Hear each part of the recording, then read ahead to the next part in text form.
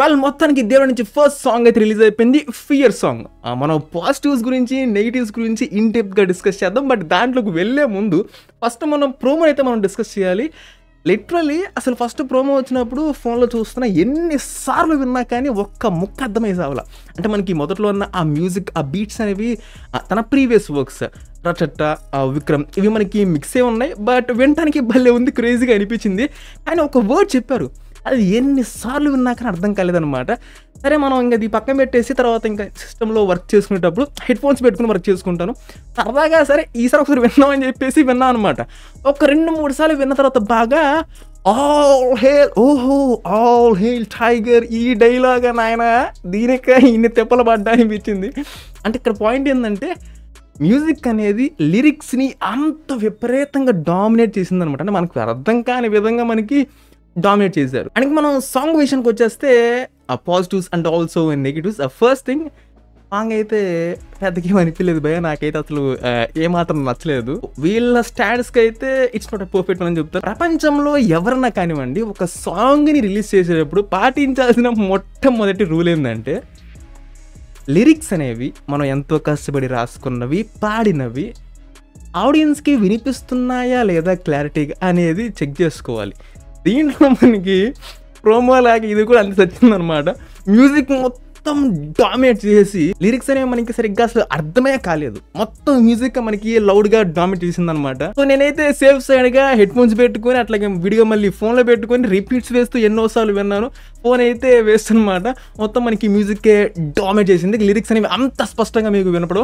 Head phones పెట్టుకున్నప్పుడు ఒక 4-5 సార్లు విపరీతంగా రిపీట్స్ వేసినప్పుడు ఓకే, మన దేవరాన్ని బాగా లిఫ్ట్ చేయడానికి, అంటే ఎలివేషన్ ఇస్తూ తన క్యారెక్టర్ని పంప్ చేయడానికి ట్రై చేస్తున్నారు. బట్ అన్ఫార్చునేట్లీ మన శాస్త్రి గారు అంత కష్టపడి రాసుకునే లిరిక్స్ అనేవి అంతగా వర్కౌట్ కాలేదు. అవి అంత హ్యూజ్ బూస్ట్ అయితే ఇవ్వలేకపోయింది అనమాట. అట్ ది సేమ్ టైం ఇంత చెప్పే కదా, మ్యూజిక్ అనేది విపరీతంగా మనకి లౌడ్ అండ్ అదే మనకి డామినేట్ చేసింది అనమాట. లిరిక్స్ని అసలు కప్పెట్టేసింది, షాడో లైక్ వెళ్ళిపోయింది అనమాట లిటరల్లీ. సరే మనకి ఆ మ్యూజిక్ ఏమన్నా కంప్లీట్ ఫ్రెష్గా ఉందా అంటే ఇంత చెప్పినట్టుగానే మనకి రటట అట్ ది సేమ్ టైం మనకి ఇది తన ప్రీవియస్ వర్క్స్ మనకి కొంచెం మిక్స్ అయితే ఉందన్నమాట. అది చాలా స్పష్టంగా మనకి అర్థమవుతుంది. బట్ ఓవరాల్గా మనకి మ్యూజిక్ పరంగా అయితే ఇట్ వాజ్ డీసెంట్ అనిపించింది. ఆ లిరిక్స్ కూడా మనకి వినడానికి అంత గొప్పగా అనిపించలేదు.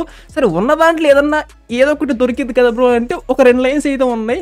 దూకేటప్పుడు జాగ్రత్త, దేవర ముందు నువ్వెంత, ఓకే ఇట్స్ డీసెంట్ అనిపించింది. ఇంకోటి దేవర మౌనమే సమరణ లేని హెచ్చరిక, ఈ రెండైతే కొంచెం డీసెంట్గా అనిపించింది. అండ్ ఇంకా రిమైనింగ్ అంతా కూడా forgettable music as well as forgettable lyrics also. అంత గుర్తుండిపోయేట్టుగా అయితే ఏమీ లేదు. ఇంకా మనం పాజిటివ్ విషయాలకు వెళ్ళే ముందు ఇంకొక 2 విషయాలు అయితే చెప్పాలి. నాకు దేవర నుంచి ఏదన్నా నచ్చదు అంటే 2 విషయాలు ఉన్నాయి అబ్బా. నంబర్ 1, మన ఎన్టీఆర్ గారి హెయిర్ స్టైల్ అనేది కొన్నిసార్లు చూడటానికి బాగోదు, కొన్నిసార్లు మనకి ఓకే బాగానే సెట్ అయింది కదా అనిపిస్తూ ఉండిద్ది అనమాట. నేను చెప్పేది కాస్ట్యూమ్స్ గురించి మాట్లాడట్లేదు, ప్రొడక్షన్ క్వాలిటీ గురించి మాట్లాడట్లేదు, చేతుకున్న కడియాలు ఇవన్నీ వాటి గురించి చెప్పట్లా. అవన్నీ కూడా పర్ఫెక్ట్గా మెయింటైన్ చేస్తారు, including the colour grading also. So మనకి ఇంకా సాంగ్స్ వస్తాయి, టీజర్ ట్రల్ ఇవన్నీ వస్తాయి కాబట్టి ఆ టైంకి ఇంకా మనం థియేటర్లో మూవీ చూసేటప్పటికి అది మనకి సెట్ అయిపోతుంది. ఇంకా పెద్దగా ఇబ్బందికరంగా ఉండదు అనుకుంటున్నాను. అండ్ రెండోది ఏంటంటే మనం కొంచెం హిడెన్ డీటెయిలింగ్ బ్రేక్ డౌన్స్ కూడా బాగా చేస్తాం కాబట్టి జనరల్గా చూసేటప్పుడే ఐస్ అనేవి కొంచెం బాగా షార్ప్గా అయితే ఉంటూ ఉంటాయి. అండ్ ఈ ఫ్రేమ్ కనుక మీరు బాగా అబ్జర్వ్ చేస్తే బ్లూ మ్యాట్, గ్రీన్ మ్యాట్ వేసి మనకి షూట్ చేశారని చెప్పేసి చాలా స్పష్టంగా అర్థమైపోతుంది. సో ఇక్కడ కొంచెం క్వాలిటీ పరంగా తగ్గింది. అండ్ ఇంకా పాజిటివ్స్ విషయానికి వచ్చేస్తే విజువల్స్ మాత్రం నిజంగా చాలా అంటే చాలా బాగున్నాయి. ముఖ్యంగా మన అనిరుద్ధ్ అయితే అసలు తను చేసిన రీసెంట్ ఆల్బమ్స్లో ఎంత స్టైలిష్గా లేనుకుంటా దీంట్లో మాత్రం అదిరిపోయింది, చాలా అంటే చాలా బాగున్నాడు.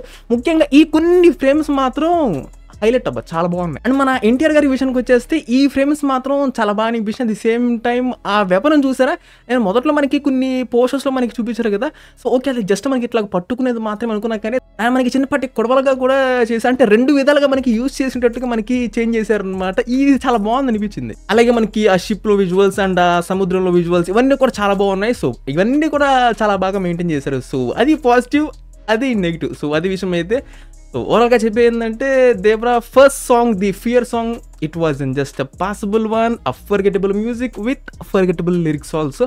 వీళ్ళ స్టాండ్స్కి అయితే ఇట్స్ నాట్ అ పర్ఫెక్ట్ అని చెప్తాను. సో అది విషయం అయితే మరి మీకు అనిపించిందో కింద కింద కామెంట్ చేసేయండి. And that's it man. Subscribe if you enjoyed and I'll catch you on the next one.